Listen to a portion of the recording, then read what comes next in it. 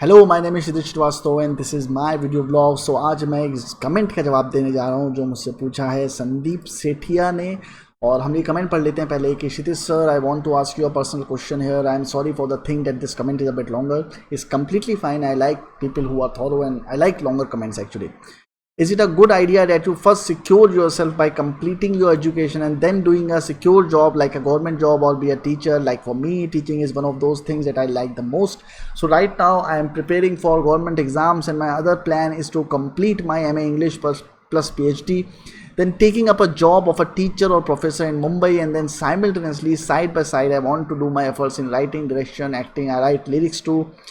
Actually, people say that film industry is very unpredictable and you should have a backup plan. So basically, what is backup plan? What are backup plans for those who are already working there?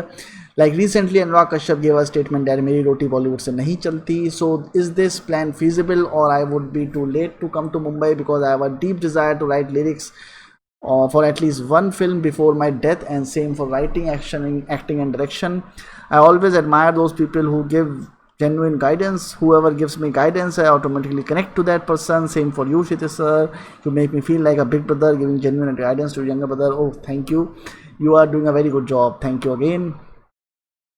So basically इन्होंने वो सवाल पूछा है जो कि बहुत important सवाल है और बहुत सारे लोगों के दिमाग में चलता रहता है, और मैं अगेन इसका वही जवाब देता हूँ जो मेरे पर्सनल एक्सपीरियंसेस से है कि जब मैं मुंबई गया था तो मुझे लोगों ने बहुत सारी कहानियाँ सुनाई थी. उसमें एक कहानी जो मुझे बार बार सुनाई थी, वो एक कहानी थी, वो कभी औरंगजेब के नाम से सुनाई जाती है, कभी किसी और किंग के नाम से सुनाई जाती है. तो कहानी बहुत सारी किताबों में है, शिव खेड़ा की किताबों में भी अक्सर वो कहानी मिल जाती है. वो कहानी ये है कि एक राजा था, उसको एक जगह कॉन्कर करनी थी, तो वो उसे एक पूरा एक रिवर पार करनी थी. तो उसने जब रिवर क्रॉस करी बोट से, तो उसने सारी बोट्स जला दी. तो लोग अक्सर पूछते हैं कि उसने बोट्स क्यों जला दी. तो बोट्स जो थी उसने वो इसलिए जलाई थी ताकि उसके जो सैनिक थे वो वापस ना जा पाएँ, उनके पास कोई बैकअप प्लान ना रहे. तो उनके पास सिर्फ एक ही मकसद रहेगा, वो है युद्ध लड़ना. तो वो अपनी पूरा जान से लड़ेंगे, पूरे फोकस के साथ लड़ेंगे. अभी जो कहानी है ये सुनने में बड़ी अच्छी लगती है, क्योंकि अगेन कुछ चीज़ें सुनने में बहुत अच्छी लगती हैं पर वो प्रैक्टिकल नहीं होती हैं, जिसमें से ये भी एक चीज़ है. तो ये कहानी बहुत ही चूतियापे की कहानी है जो बहुत ही अच्छी लगती है सुनने में. आपके पास हमेशा हमेशा हमेशा बैकअप प्लान होना चाहिए, बी प्लान होना चाहिए. लाइफ के लौड़े लगाना is not a great deed, is not a courageous thing, is not a brave thing कि नहीं मैं तो बस यही करूँगा, इसमें लाइफ के लौड़े लग जाते हैं तो कुछ नहीं होता है. तो मैं उस गलती से फंस चुका हूँ. पर अच्छी बात ये थी कि मैंने सॉफ्टवेयर इंजीनियरिंग करी हुई थी, मेरे को इंग्लिश की नॉलेज थी, मुझे राइटिंग की नॉलेज थी. तो एक बैकअप ये था कि चलो मैं ये सब चीज़ें कर सकता था. पर बैकअप मेरा वैसा नहीं था कि मेरे घर पर कोई बिजनेस चल रहा हो कि मैं वापस आके उस चीज़ को कर सकूँ. वैसा बैकअप नहीं था. तो मैं बैकअप चलाऊंगा. शाहरुख खान जब अपनी पहली फिल्म कर रहे थे तो उन्होंने भी रियलाइज़ किया था कि इस इंडस्ट्री में बहुत टाइम तक रह नहीं सकते, क्योंकि एक टाइम के बाद आप ओल्ड हो जाते हो. उनको नहीं पता था वो सक्सेसफुल होने वाले हैं. तो उनको लगता था कि मान लो पिक्चर एक टाइम में मिलनी बंद हो जाए तो जो पैसे आते हैं उसे बिजनेस स्टार्ट करना शुरू करो. आपको नहीं पता होगा कि शाहरुख खान जब तक वो बाजीगर कर रहा था तब तक शाहरुख खान के पास ऑलरेडी अपना कैमरा रेंटल का बिजनेस था. सोनू सूद आज जैसे बहुत लोगों की हेल्प करे ना, सोनू सूद की अपनी होटल की चेन्स है. मतलब मैंने ऐसा सुना है, I don't know, I am not sure, but मुझे ये पता है कि उसके पास होटल हैं. मतलब होटल एक दो उसने खरीदे हुए हैं, तो उसका पैसा आता रहता है. और मैं आपको एक सीक्रेट बताता हूँ, जितने भी सचिन तेंदुलकर के भी होटल रेस्टोरेंट्स हैं वहाँ पे, ठीक है. दलेर मेहंदी के अपने प्लॉट्स हैं दुबई में, अलग अलग जगहों पे जहाँ से उसके पास रेंट आता है, ठीक है. हर एक एक्टर, हर एक सक्सेसफुल आदमी के पैसे हैं. अमिताभ बच्चन ने करीब करीब 100 कंपनियों में इन्वेस्ट किया हुआ, 100 नहीं तो करीब चलो 20 में किया हुआ, ठीक है. जस्ट डायल में उसका इन्वेस्टमेंट है, इसीलिए वो उसका ऐड करता है. वो कहते हैं नानावती हॉस्पिटल में भी उसका इन्वेस्टमेंट है. तो उसने उसके जो भी सीए है उसने ओवर द ईयर्स उसको बहुत सारी कंपनी में इन्वेस्ट कराया हुआ है. उसने बहुत सारी होल्डिंग्स ली हुई हैं, बहुत सारे बिजनेस चलते हैं. अभिषेक बच्चन को आप समझते हो ना, वो चूतिया है, उसका तो एक्टिंग का करियर नहीं चल रहा है, उसको फर्क ही नहीं पड़ता है क्योंकि उसके 50 बिजनेस चल रहे हैं, 50 जगह इन्वेस्टमेंट है उसके. वैसे ही सबके साथ है, करण जौहर के साथ है, बाकी लोगों के साथ है. Everyone has invested somewhere. It's not just a backup plan, it's extra source of income as well. So backup plan होना ज़रूरी है. अगर आप जैसे कि संदीप ने बोला कि वो पीएचडी करना चाहते हैं या एमए करना चाहते हैं इंग्लिश में, तो करो भाई, इंग्लिश अच्छी होगी, तुम्हारे लिए ऑल्टरनेट करियर है कि अगर तुम्हें बुक लिखनी है, कभी कुछ नहीं हो पाया और आपको बुक लिखनी है, तो एटलीस्ट बुक तो लिख पाओगे, एक्सपीरियंस तो होगा, नॉलेज तो गेन करोगे. सो ये बहुत ही बेवकूफ़ी का थॉट है कि नहीं यार मैं 18 साल की उम्र का हो गया, मेरा पढ़ाई में मन नहीं करता है, मैं मुंबई चला जाता हूँ, वहाँ पे ही कर दूंगा. नहीं हो पाया तो क्या करोगे. अब ये बातें बड़ी ही पापा टाइप लगती हैं सुनने में कि अरे यार पापा आपको मेरे पे भरोसा नहीं है, कि मतलब ये क्या है, मैं कर ले जाऊँगा करके. पर ऐसा नहीं होता है. भरोसे भरोसे की बात नहीं है. बात यह है कि जो एक्सपीरियंस है वो एक्सपीरियंस है. और गट्स पे चुतियापे के रिस्क लेने से कोई मतलब नहीं है। रिस्क लो, कैलकुलेटिव रिस्क लो। चुतियापे के रिस्क लेने से कोई फायदा नहीं है कि मैं वहां जाऊंगा हीरो बन जाऊंगा। अरे प्रिपरेशन क्या है तुम्हारी, एक्सपीरियंस क्या है तुम्हारा, कनेक्शंस क्या है तुम्हारे, प्रैक्टिकल दुनिया में आओ। ये इससे कुछ नहीं होता है। जो जोश जज्बा लड़के दिखाते हैं ना कि मैं वहां जाके ये कर जाऊंगा वो कर जाऊंगा, वैसे कुछ नहीं होता, वो पिक्चरों में ही होता है। मैं बता रहा हूँ पिक्चर में क्या दिखाते हैं कि 25 गुंडे हैं, आपकी बहन को छेड़ दिया, आप गुस्से में गए।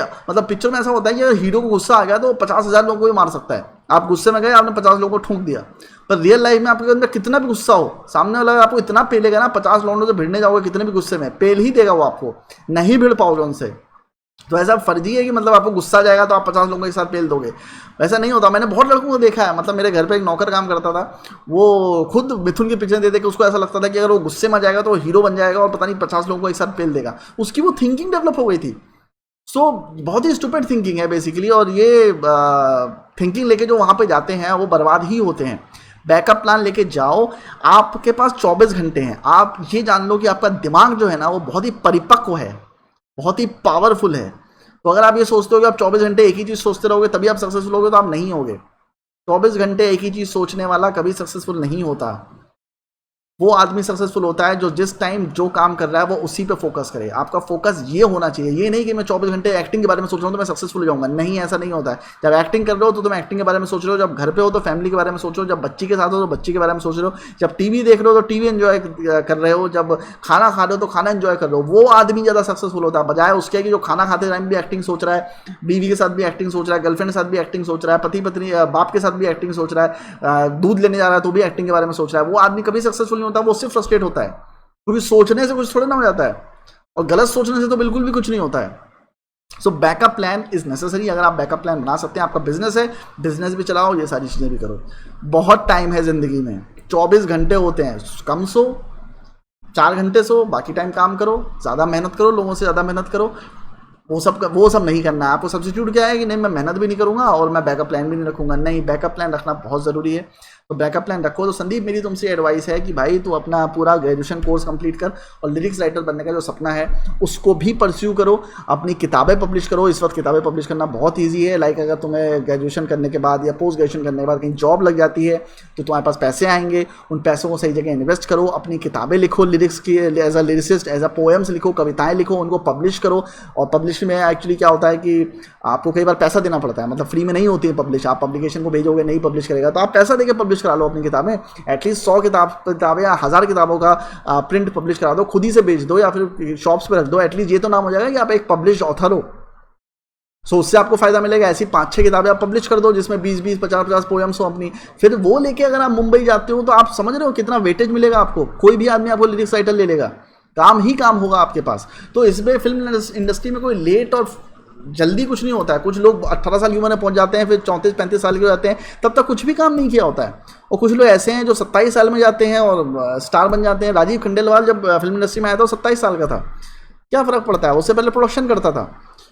सो कहने का मतलब ये है कि एज वेज से मैटर नहीं करता है। मैटर ये करता है कि आप जब जा रहे हो तो आप कितने प्रिपेयर्ड हो उस चीज़ के लिए। तो बैकअप प्लान हमेशा रखो। और मैं आपको बता रहा हूँ सीक्रेटली, जितने भी एक्टर्स हैं, डायरेक्टर हैं, प्रोड्यूसर हैं मुंबई के, सबके अपने बैकअप प्लान्स हैं। सबके अपने रेस्टोरेंट्स चलते हैं, किसी के रियल एस्टेट में इन्वेस्टमेंट है, किसी के कहीं और इन्वेस्टमेंट है, पर सबके अपने बैकअप प्लान्स हो। बैकअप प्लान्स होना चाहिए। बहुत ही चुतियापे की एडवाइस है जब लोग ये देते हैं कि नहीं बैकअप प्लान नहीं होना चाहिए, आपका फोकस एक चीज़ पर होना चाहिए। नहीं, इससे चुतियापे की एडवाइस नहीं हो सकती। माँ बाप जो बोलते हैं बिल्कुल सही बोलते हैं, आपके पास बैकअप प्लान होना चाहिए। So always have your plan A, B, C, whatever, how many digits you want to have, A, B, C plans ready। आपके पास सारे प्लान्स रेडी होने चाहिए। And be safe. रिस्क लेना चुतियापे का अगेन करेजियस मोमेंट, करेजियस चीज़ नहीं है। तो ऐसे रिस्क मत लो जिसमें खुद के लौड़े लगें। रिस्क वही लो जो कैलकुलेटेड हो, जिसमें सक्सेसफुल होने के चांसेस 50% से थोड़े ज़्यादा हों। अगर किसी जगह आप ऐसा रिस्क लेते हो जिसमें 10-20% ही सक्सेस रेशियो, तो कभी मत लो उसको। रिस्क लेने के भी अलग अलग लेवल्स होते हैं, चुतियापे के रिस्क नहीं लेने हैं। सो इसलिए अपना ग्रेजुएशन पूरा करो। और बाकी लोग भी जो सुन रहे हैं उनको भी मैं ये रिकमेंड करूंगा कि भाई अपना बैकअप प्लान लेके चलो। अपना बिजनेस सब साथ में करते रहो, अपना पढ़ाई भी साथ में करते रहो। इतना कर लो कि अगर सक्सेसफुल नहीं हो पाते हो तो कहीं जॉब तो कर सको, या अपनी किताबें लिख सको, या अपने वीडियोस बना सको, या कुछ और काम धंधा, एक स्किल डेवलप कर लो कि एटलीस्ट कुछ भी नहीं करने को होता तो कुछ तो और कर लोगे। सो वो बहुत ज़रूरी है। मुंबई जाके अगर आपके पास एक स्किल है, आप दिन में कॉल सेंटर में भी रात में कॉल सेंटर में भी जॉब करते हो, दिन में स्ट्रगल करते हो, देन दैट्स कंप्लीटली फाइन। कुछ गलत नहीं है उसमें, बिल्कुल करो। अपने ड्रीम्स भी परस्यू करो और पैसा भी डेवलप करो और स्किल भी डेवलप करो। एक साथ 2 स्किल डेवलप करना गलत नहीं है। एक्टिंग को इतने हाई पैरामीटर्स मत दो कि मैं मरते दम तक एक फिल्म करना चाहता हूँ, या मैं या बड़ा पायस फील्ड है एक्टिंग, डायरेक्शन, फिल्म लाइन। कोई पायस वायस फील्ड नहीं है। ऊपर जाओगे दुनिया अलग है। ऊपर सिर्फ पैसों के लिए काम हो रहा है। नीचे के लोग हैं जो उसको समझते हैं मैं तो एक्टिंग की पूजा करता हूँ, मैं तो डायरेक्टर की पूजा करता हूँ, मैं तो फिल्मों को पैशनेट हूँ, मेरी लाइफ ही फिल्म्स है। ये सब चुतियापे की चीज़ें हैं। उनकी कोई लाइफ फिल्म्स नहीं है। ऐसे डायरेक्टर हैं मैं वहाँ पर मिला हूँ जो फिल्में ही नहीं देखते हैं, फिल्में बनाते हैं और खुद फिल्में नहीं देखते हैं। आप उनकी फिल्में देख रहे हो, आप पैसा वेस्ट कर रहे हो उसमें, अपना टाइम भी वेस्ट कर रहे हो पिक्चर देख के। बेसिकली पिक्चर देखना, मैं आपको सिंपल एक फंडा बताता हूँ, पिक्चर देखना it's not a great thing, it's for entertainment. It was meant for entertainment. It was developed as an entertainment. Basically, if you are watching too much films without thinking of going into film, then you're pretty much wasting your time and you're paying your hard-earned money to someone else. आप किसी producer को अपना पैसा दे रहे हो, उसने आपके दिमाग में बैठा दिया है कि फिल्म देखना है बड़ा इंटेलेक्चुअल काम है। नहीं है। नेटफ्लिक्स ने आपके दिमाग में ब्रांडिंग कर दी है कि फिल्म देखना है, नेटफ्लिक्स देखना बड़ा ही इंटेलिजेंट काम है, और आप उसको चूतियों की तरह पैसा देते हो और आप उसको देखते हो, लोगों से ब्रैग करते हो कि मैं नेटफ्लिक्स पर शो देखता हूँ, मैंने नेटफ्लिक्स से वो शो देखा, मैंने ये वाला शो देखा, मैंने वो वाला शो देखा, and you feel good about it. Why? Because of mind craves for knowledge. So जब हम कोई नया शो देखते हैं, और आजकल के जो शोज हैं उसमें बहुत ज़्यादा फैक्चुअल फिक्शन सब मिला हुआ होता है। ऐसा नहीं होता कि एकदम अमिताभ बच्चन की पिक्चर है इसमें सिर्फ फिक्शन है, आपको कोई नॉलेज नहीं मिलती, आप हॉल से निकलते हो आपको एक्सलेटिंग फीलिंग होती है पर नॉलेज वाली फीलिंग नहीं होती। आजकल के शो देखने के बाद आपको नॉलेज वाली फीलिंग भी होती है, आपको लगता है कि आपका मेंटल लेवल बहुत एलिवेट कर गया है। शैर्लॉक होम्स देखोगे तो आपको लगता है कि आप अच्छे डिटेक्टिव बन जाओगे, आप अच्छा, आपका ऑब्जर्वेशन स्किल्स अच्छे हो गए। कोई हिस्टोरिकल सीरीज देखोगे तो आपको लगेगा आपको हिस्ट्री के बारे में काफ़ी कुछ पता चल गया, किसी को टाइम ट्रैवल के बारे में काफ़ी कुछ पता चल गया। तो ये सारी चीज़ें आपको ना एक मेंटल सेटिस्फैक्शन देती हैं कि आपकी नॉलेज इंक्रीज हो रही है, जिसके चक्कर में आप वो चीज़ें देखते हो। और लेटर पैसा कौन कमा रहा है? नेटफ्लिक्स कमा रहा है। कपिल शर्मा शो देख रहा है तो पैसा कौन कमा रहा है? कपिल शर्मा कमा रहा है। आप क्या कर रहे हो? आप हंस रहे हो चूतियों की तरह। पिक्चरें रिलीज हो रही हैं, आप उनको देख रहे हो, अपना टाइम वेस्ट कर रहे हो बेसिकली, पर पैसा कौन कमा रहा है? दूसरा बंदा। तो बिल्कुल भी फिल्म लाइन को ऐसा पायस हाई एंड पे मत रखो, हाई पेडेस्टल मत रखो। इस सब business, you have to understand the grammar of cinema. वो जो चुतिया पे ये बातें ऊपर लोग करते हैं, देखो इंटरव्यू में ना लोग वो बोलते हैं जिसको उनको लगता है कि उनको वो बोलना चाहिए ताकि लोग उनको एडमायर करें। और मैं ये छोटे मोटे बंदे की बात नहीं कर रहा हूँ, मैं नोलान तक की बात कर रहा हूँ, स्कॉर्सेसे तक की बात कर रहा हूँ, स्टीवन स्पीलबर्ग तक की बात कर रहा हूँ। Steven Spielberg, Nolan, Scorsese, one of the richest directors ever. वो ऐसा कोई पायस नहीं मानते हैं फिल्म मेकिंग को। उन्होंने एक आर्ट डेवलप करी अपने अंदर, एक स्किल डेवलप करी, उस स्किल को अच्छे से एग्जीक्यूट करते हैं, उसका वो पैसा कमाते हैं। नोलान ऐसा नहीं है कि वो सेट पे गया, जाके उसने कुछ भी शूट करना शुरू कर दिया और बहुत चीज़ें अच्छी हो गई। नहीं, उसने भाई बहुत मेहनत करी है, उसने इतना लिटरेचर पढ़ा हुआ है, उसने फिल्म मेकिंग का कोर्स किया हुआ है, फिल्म मेकिंग करी है उसने, मतलब अपने ग्रेजुएशन फिल्में करी हैं, उसके बाद फिल्में करी हैं, फिल्म फेस्टिवल्स में ट्रैवल कराया है, तब जाके उसको प्रोड्यूसर मिले, उसने फिल्म बनाई है। तो उसने एक स्किल सेट डेवलप किया है, उस स्किल सेट में कुछ यूनिकनेस है जो उसकी अपनी पर्सनल यूनिकनेस है, जिसकी वजह से वो सक्सेसफुल है। तो कोई भी पायस वाली चीज़ें मत सोचो इस तरह से कि बहुत ही ऐसी चीज़ है कि मैं इसके लिए मरना चाहता हूँ, मैं इसके लिए ये करना चाहता हूँ, मैं अपनी जान दे दूंगा अपनी फिल्म लाइन के लिए। ऐसा कुछ चुतियापा सोचने की जरूरत नहीं है। Is a business, fucking take it as a business, it's an entertainment business. Is develop your skills in film line and go there and fucking ruin it. मतलब बाप बन जाओगे वहाँ पर अगर ये सोच लेके मुंबई जाते हो, और ये सोच लेके मुंबई जाते हो कि फिल्में मुझे इसलिए करनी है कि मुझे पैसा कमाना है और लोगों को एंटरटेन करना है। मतलब फंडा क्या है कि ज़्यादा से ज़्यादा लोग आपकी फिल्म देख सके। तो आपको अच्छी फिल्म बनानी है तो आप उस पर ध्यान दो। तो अच्छी फिल्म बनाने के लिए मेहनत करनी पड़ेगी, रिसर्च करनी पड़ेगी, किताबें पढ़नी पड़ेंगी, आप उस पर ध्यान दो, वो चीज़ अच्छी है। पर उसको ये मान लेना कि मैं नहीं कर पाऊंगा तो मैं बर्बाद हो जाऊंगा जिंदगी में, तो that is stupid thought. I don't think you should cherish that thought. So lyrics writer बनना है तो आप मार्केट को समझो कि लिरिक्स राइटर किस किस तरह की ज़रूरत है, और लिरिक्स राइटर वहाँ पे बहुत ज़रूरत है जो कि बहुत बड़े बड़े लिरिक्स राइटर हैं, और जो नीचे के लेवल के लिरिक्स राइटर हैं वो बहुत ही चूतिया टाइप के होते हैं। तो आपका बहुत स्कोप है अगर आप करीब करीब 25 पोएट्स को, अच्छे अच्छे कविताओं को अच्छे से पढ़ लेते हो, रट लेते हो, आप अपना रिसर्च बेस तैयार कर लेते हो तो आप बहुत सक्सेसफुल हो जाओगे। अगर आप लिरिसिस्ट बनना चाहते हो तो मैं आपको एक और सजेशन देता हूँ कि गुलजार साहब जो हैं उनसे आप जॉक का पूछ लो, आप उनसे मोमिन के बारे में पूछ लो, आप उनसे गालिब के बारे में पूछ लो, किसी के बारे में पूछ लो, वो पेज नंबर के साथ आपको बता देंगे वो पोएम कहाँ से आई थी, उसकी हिस्ट्री क्या है। सो उस लेवल की नॉलेज है तब गुलजार बना है जाके। तो आपको बेसिकली अपने नॉलेज पे वर्क करना है। अगर आप इतनी ज़्यादा मेहनत करते हो अपने स्किल्स को डेवलप करने के लिए एज अ लिरिसिस्ट, तो काम तो मिलना ही है ना, उसमें कोई प्रॉब्लम नहीं है। तो स्किल डेवलप करो, काम मिल जाएगा। आई होप कि मैंने तुम्हारे सवालों का जवाब दे दिया हो और भी बाकी लोगों के सवालों का जवाब दे दिया हो। अगर दे दिया है तो please like share subscribe to my channel, and अगर कोई और कमेंट है तो प्लीज़ मुझसे पूछिए, मैं उसका भी जवाब दूंगा। Bye bye.